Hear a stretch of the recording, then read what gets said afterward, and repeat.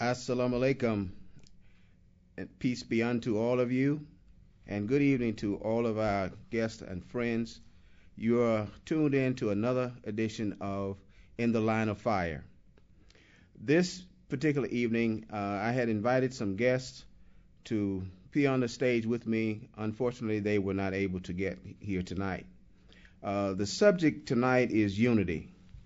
In asking a question as to whether or not there is or can be cohesion among ex-slaves here in America. Before we get started, I want to make one thing perfectly clear so that there is no confusion about the aims and the particular direction in which I'm beginning to talk to you about this evening. We are not seeking, nor are we asking you to unite with any white people. We are talking about unity among ex-slaves, and we're talking about unity among black people in general. And when we use the term black people, we include also the brown, the red, the yellow. We do not include white people in our quest for unity.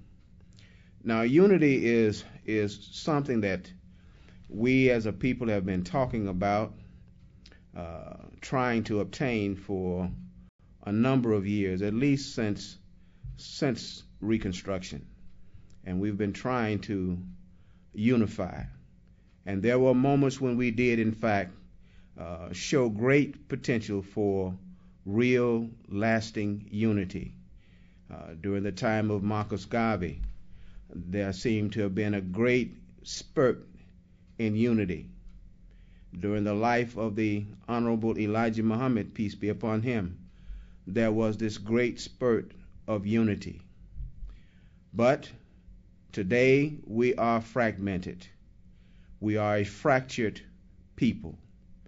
And we're not just fractured in the sense of the Nation of Islam. We are a fractured people all over the earth. And that is not by accident. It has really been done by design. We'll get inside of all of those things. If not today, we will certainly broach that subject at another time. There is this need or urgency for unity. We have called for unity on a number of occasions. We have met with the elders, and there has been communication with them to bring about unity, and even today we have sent out letters to leaders throughout the country asking them to convene with us to bring about a form of unity. The heads, the leaders, are having a difficult time coming together. For whatever reason, they have not yet made that step, that necessary step that would forge the kind of unity that we really need to save us as a people. What I propose is somewhat of a grassroots movement. And I use this term because it's one that you're familiar with, but it's a bottom-up kind of unity.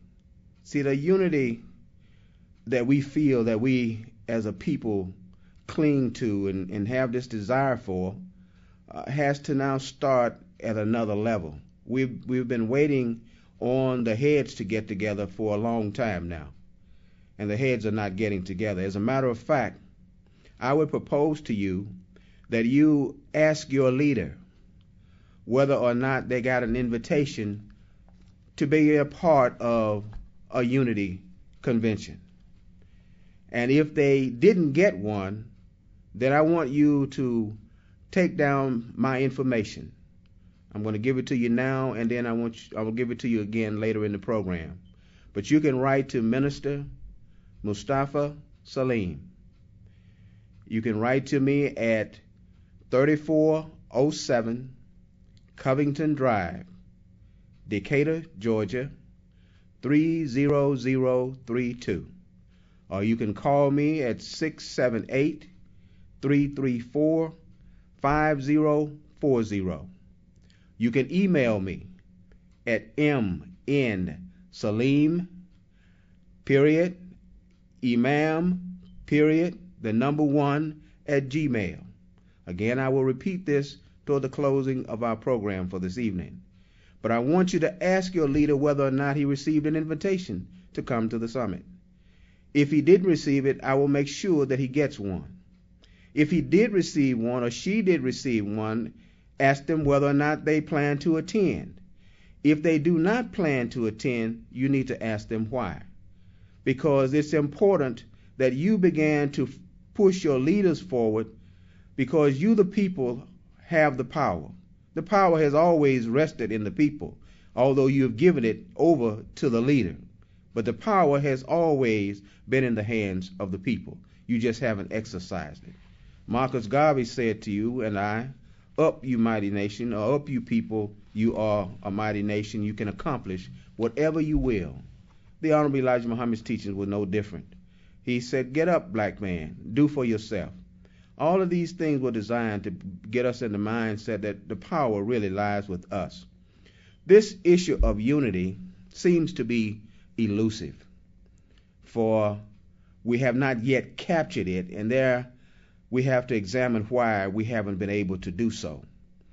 And there are several things that I want to touch upon that gives you an idea of why the unity has not happened for us in the way that we have imagined it happening with other people.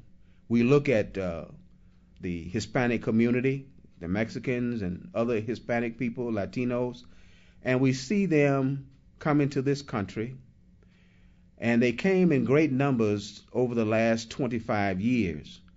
But in the time that they have come into America, we have noticed and observed that they have the kind of unity that has today propelled them upward in America's society and brought them to a level almost equal to the level that we are now at in America, and we've been here over 456 years. And we seem to think that they have something special going for them that we just don't have, and that thing that they have has caused them to propel themselves upward in society. And the thing that we have imagined it to be is their unity. And it's pretty clear to see and understand that they do have a form of unity that allows them to do exactly what we're talking about. And in so doing, they have propelled themselves upward. So what is causing the problem for black people, and why can't we unite? Well, that's not an easy question, but it is a question that we have looked at, and we have proposed to give you a few of the reasons why we have not been able to unify in a way or a rate that we see other people on the planet unifying. And it does appear that we are the only people on the planet who have not attained this thing called unity. Let me identify a few of those areas for you,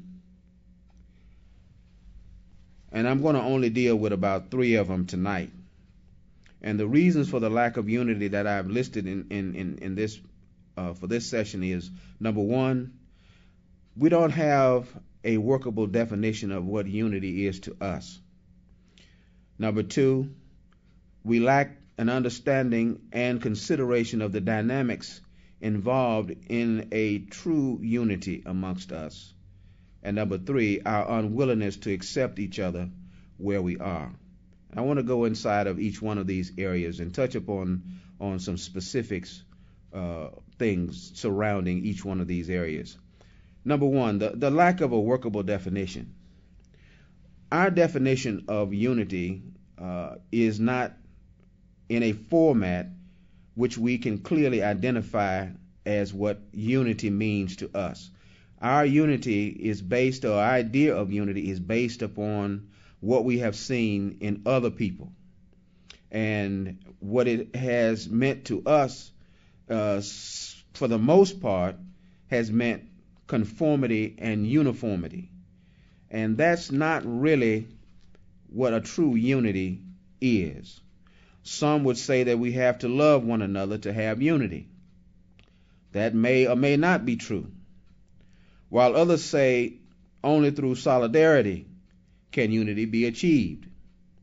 Well, let's look at America, since this is where we are. And we can take a look at America and in truth and in honesty say that America is united.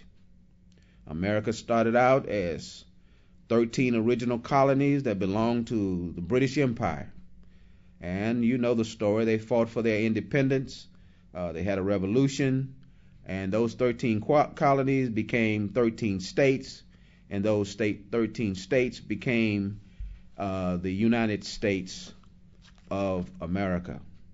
They expanded their territories into other areas and went west, further and further west, until they occupied 48 contiguous states. And then there is Hawaii and Alaska, which make up 50 states. And today they also have territories like Guam and the Bahamas and the Virgin Islands. Those are territories of the United States. But all of these conglomerates make up the United States of America.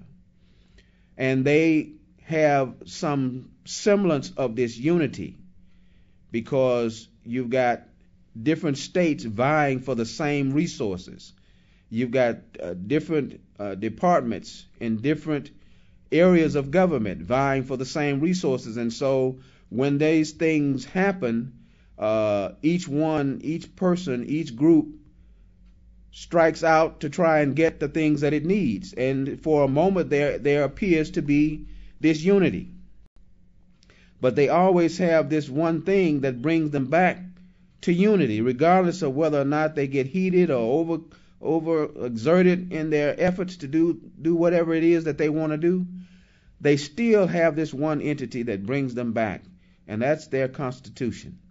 They believe in the Constitution of the United States. They believe it is that glue that holds the nation together, and they use it for their support and their positions, and it also uses it to keep them in line so that they do not stray too far away from what they believe the founding fathers had in their minds when they created this union called the United States of America. Solidarity is certainly a form of unity, but the way that solidarity has been interpreted, it doesn't necessarily mean that we are going to all be on the same page at the same time on the same day. And that's one of the problems that we have, is that solidarity is only an aspect of unity. It's not unity in and of itself.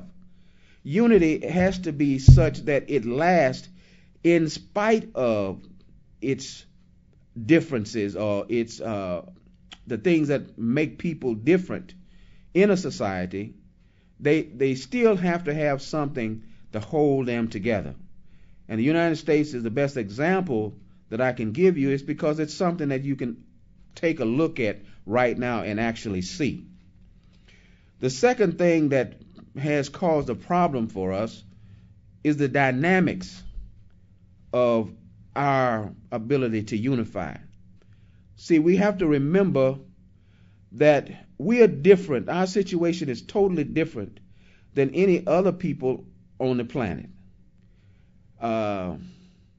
We came from Africa, and we can almost pretty agree that when we were in Africa, we had tribal differences. Many of us come from different tribes in Africa, and it's not too far-fetched to suppose that psychologically and subconsciously we still carry with us some of those tribal differences and antagonisms that we had for one another when we were in Africa, and those things have not yet been resolved. However, the thing that makes us unique in that area also is our strength once we are able to unify. We would be able to take back to Africa that which they were never able to do and are still having a problem with in Africa today is the tribal conflicts that are taking place. And if we can unify here in America, where we have a conglomerate of different tribes here in America, we can take that concept, that principle, back to our brothers and sisters in Africa and throughout the slavery diaspora. And that is one of the unique things about our position, is that we were brought here from different areas of Africa and forced to assimilate in America, and in assimilating inside of America, we have gotten a chance to rub shoulders with one another, and we have learned to love one another in many instances. And you can look at one brother and you can tell that maybe he might be from the Hottentots. You can look at another brother and look like he might come from maybe the Zulu tribe.